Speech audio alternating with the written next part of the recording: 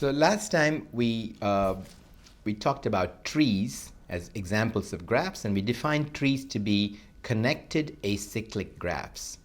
But how does that square with a previous definition of trees we saw when we were dealing with some data structures? We defined rooted binary trees. So heaps and binary search trees are examples of rooted binary trees. Well, they are not that different from each other. If you have an unrooted tree, which is a connected acyclic graph, basically the way we defined it now, then we could just pick them up by any vertex. Think of just hanging the tree by picking it up at one vertex, and suddenly it looks like a rooted tree. It may not be binary. There might be nodes with more than two children in this rooted view. That doesn't matter, but it's a tree anyway. So rooted and unrooted just differ in whether there's a root defined or not. Otherwise, they're pretty much the same. A tree is just a connected acyclic graph.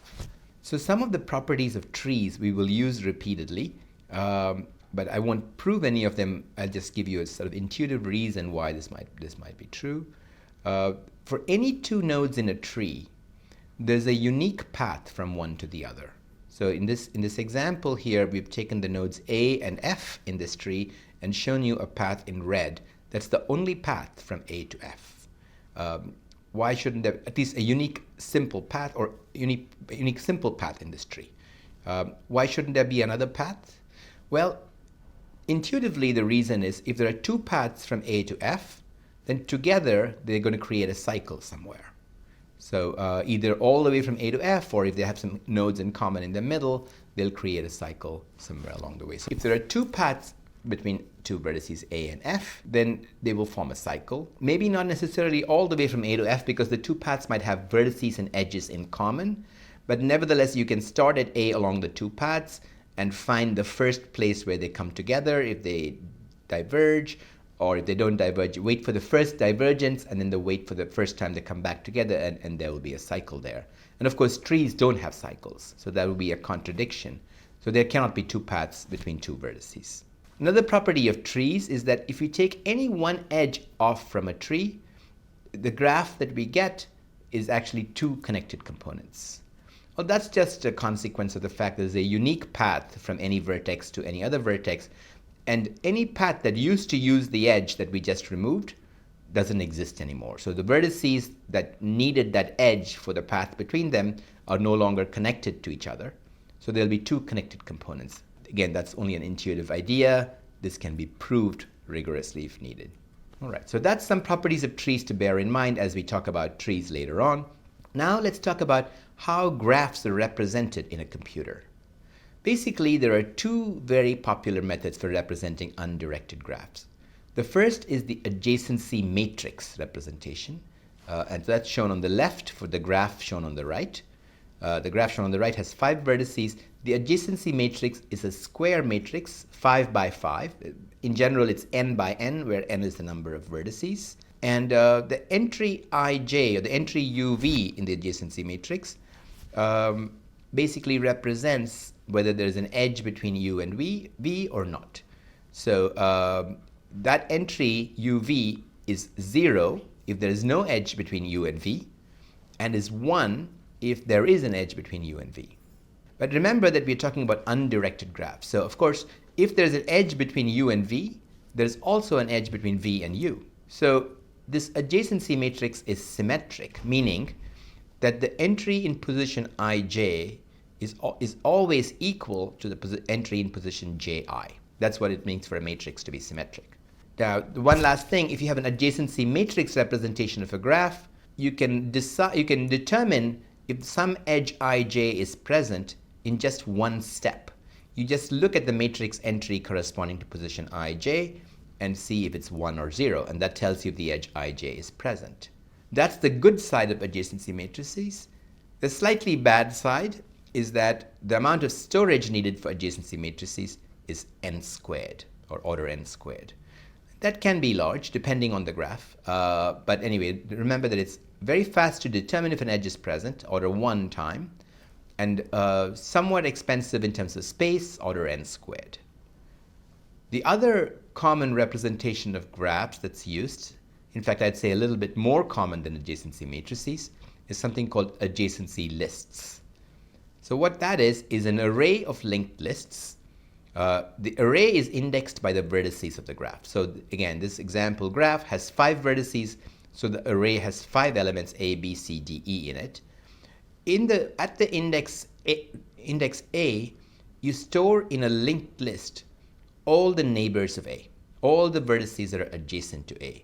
In this graph, you can see that the vertices adjacent to A are B and D. So you just make a linked list that has B and D in it at the first position in the array, which corresponds to A. And you can look at any other position and see what those linked lists consist of. They're just neighbors of that vertex. Okay, let's look at the time to access and the space needed for adjacency lists.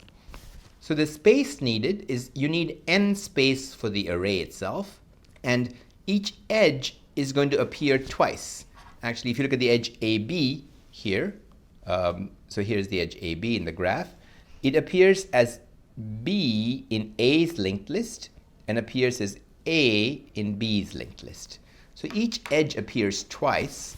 So the total length of all the linked lists combined is order m. M is the number of edges. So the total space needed is for the array as well as for the linked list is order n plus m.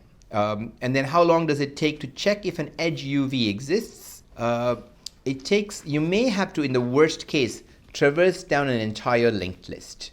So for example, if you want to check if BE is an edge, then you would start at B and walk down this list till the end to see if you see to see E. And you do see E at the end, but how long will this linked list be? Well, we have a name for that quantity, the number of edges that are incident on B. If you recall from the last segment, we called it the degree of B. So checking if a particular edge exists can take time proportional to the degree of one of the vertices at the end of the edge. That sounds a little bit more expensive than the order 1 access in the adjacency matrix case. So let's look at the pros and cons. As far as space is concerned, you have on the one hand order n squared for the adjacency matrix and order n plus m for the adjacency list. Which is better? Well, we showed that the number of edges is at most n squared, actually at most order n squared. So we know that the adjacency list will not need more space than the adjacency matrix, although storing all the pointers takes a little extra space. Asymptotically, it doesn't change the amount of space needed. Now, when do you save using an adjacency list? Well, m can be much less than n squared. So a graph may have only n edges instead of n squared edges. In this case, the adjacency list is going to be a lot more efficient than an adjacency matrix. In general, a graph is called dense if the number of edges gets close to n squared. It's omega of n squared. So a graph is dense if the number of edges is omega of n squared, meaning that the number of edges grows at the rate proportional to n squared. And a graph is called sparse otherwise, or not dense otherwise. So adjacency lists are particularly space-saving for not dense graphs. Okay, so that's adjacency list. And now, as far as access time to edges is concerned, we said that determining whether a particular edge is present takes the degree of the vertex amount of time. But in many algorithms, we will see you don't actually look to see if particular edges are present. You actually process all the edges of the graph. And when you're doing that, adjacency lists are particularly good. You just walk down each adjacency list and handle each of the edges as they come along. So you don't incur this cost of order degree of the vertex of determining whether an edge is present or not. So I'm going to now just show you slides that I'm not going to go over about the Java implementation of the graph interface and the particular implementations of adjacency matrices and adjacency lists. So here is the graph interface. I will let you read these slides in your own time. And there are other references you can also refer to understand how graphs are implemented in Java. So here's the adjacency list implementation, the adjacency matrix implementation. The one little point I want to point out, I'm going to leave the rest for you to figure out. When we are adding an edge between two vertices u and v into the adjacency matrix, you make two entries true or 1. Both the entry UV of the matrix and the entry VU of the matrix are both made true. So this ensures that the matrix is symmetric as it should be. So we've talked so far about undirected graphs where the edges don't have direction. But there are many applications where we need to deal with directed graphs as well. So mentally you can think of a city where the streets are one way. So you can only go in one direction from any node to another node. So every edge comes with a direction associated with it. So then we can think of an edge as an ordered pair of vertices. We will use the same notation. Two vertices within parentheses will indicate an edge. But now when we're talking about directed graphs, we think of these edges as ordered pairs. That means that the pair AB is not the same as the pair BA. And on the right-hand side, we've shown an example of a directed graph. And this directed graph contains the cycle marked in red because this is a sequence of vertices D, A, B, D, this one here, where you're traversing each edge in the direction of the arrow. So these edges are directed, so you can see the arrow. So you're going from D to A, that's in the direction of the arrow, from A to B, and from B back to D. So that's a cycle. So in order for a directed graph to have a cycle, the edges must be traversed in the direction of the arrow. And here is the implementation for directed graphs. So edges have to be directed. So a directed acyclic graph is a graph that does not have any cycles. But unlike the undirected case, in the undirected case, when a graph does not have cycles and is connected, it must be a tree. In the directed case, a graph may not have cycles, but it may not be a tree.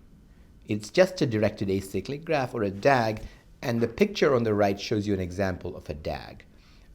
It looks like BAD looks like a cycle, but you see that there's no way of traversing it in a circular manner and follow the direction of all the edges. So this is not a cycle. Similarly, there's an apparent cycle BECDB. This is the big one outside. But again, there's no way to traverse it and follow the direction of all the edges. So these are not cycles. And therefore, this is a directed acyclic graph. And again, you can see that it's not a tree. And here is the Java interface for the directed graph and implementations of the directed graph as adjacency lists and adjacency matrices. And in contrast to the undirected case, when we're adding the edge UV, we just set UV to be true in the matrix, and we don't touch VU because those entries mean different things now. So adjacency matrices for directed graphs are not necessarily symmetric.